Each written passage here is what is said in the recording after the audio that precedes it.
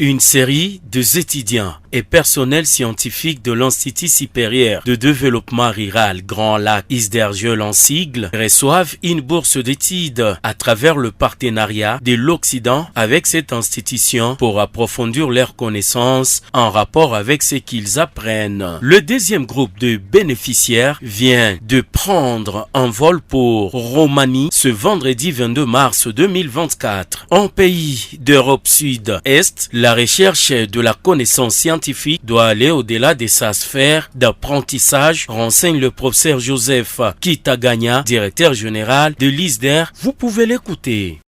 En fait, comme vous le savez, aujourd'hui, nous arrivons à définir le monde comme un village planétaire. Et comme tel, l'ISDERGEL n'a plus droit de fonctionner en se renfermant sur lui-même.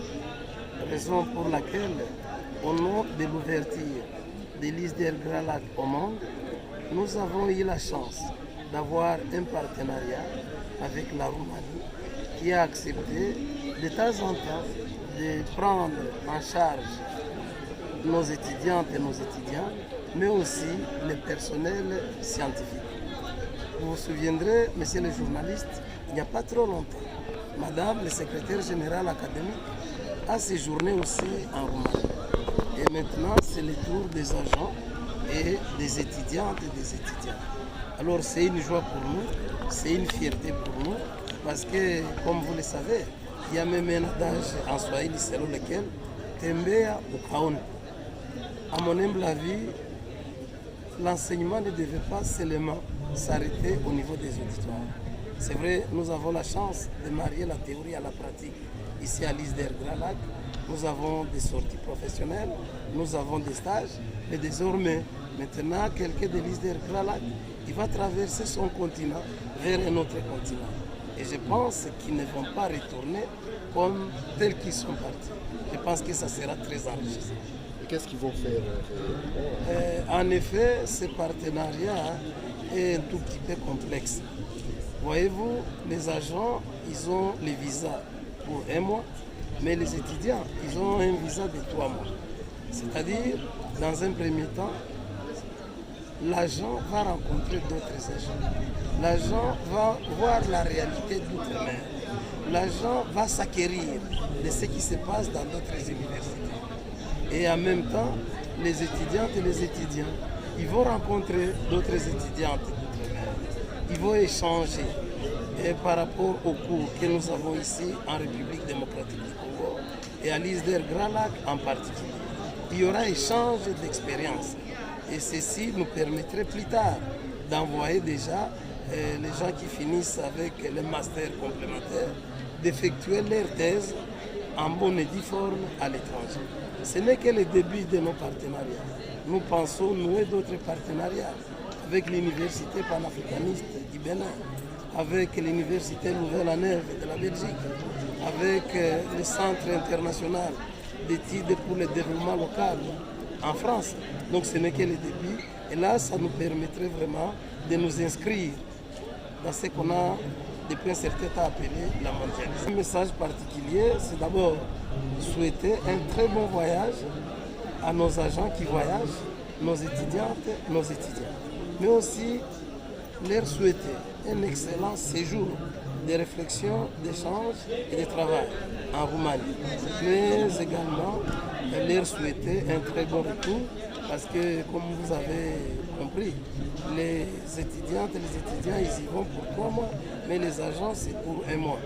Donc, nous restons ouverts pour les accueillir une fois séjournés à l'étranger.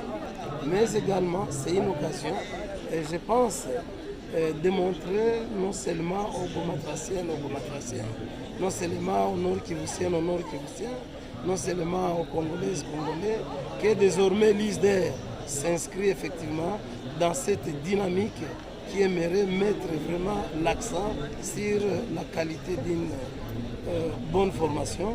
Et ceci passe par la qualité des enseignants, mais aussi par la qualité des expériences, y compris cet échange à l'international. Donc, ceux qui doutaient encore de l'ISDER, je pense qu'ils ne peuvent plus douter. C'est parmi désormais les institutions de la place qui font la différence. Le bénéficiaire de cette bourse d'études ont manifesté un sentiment de joie et promettent une participation active à la réforme de la RDC à leur retour au pays après la Roumanie. C'est la joie. C'est la joie parce que c'est une nouvelle expérience. Nous attendons parler de l'Occident, mais nous voulons vivre cet Occident-là à travers notre institution. En tant qu'étudiante, acquérir de nouvelles performances. J'ai dit que je suis étudiante et je vais à Roumanie comme étudiante, c'est-à-dire que je pars là-bas pour renforcer mes capacités, pour étudier et surtout pour la performance, comme je l'avais déjà dit. Les critères de sélection, c'est seulement les autorités qui s'en chargent, mais tout ce que nous savons est qu'il faut avoir distingué ou bien travaillé. Il faut aussi avoir un minimum de langues parlées, surtout en anglais. La Roumanie, vous pensez que vous allez vous distinguer parmi les grands? Est-ce que vous n'aurez pas de frustration?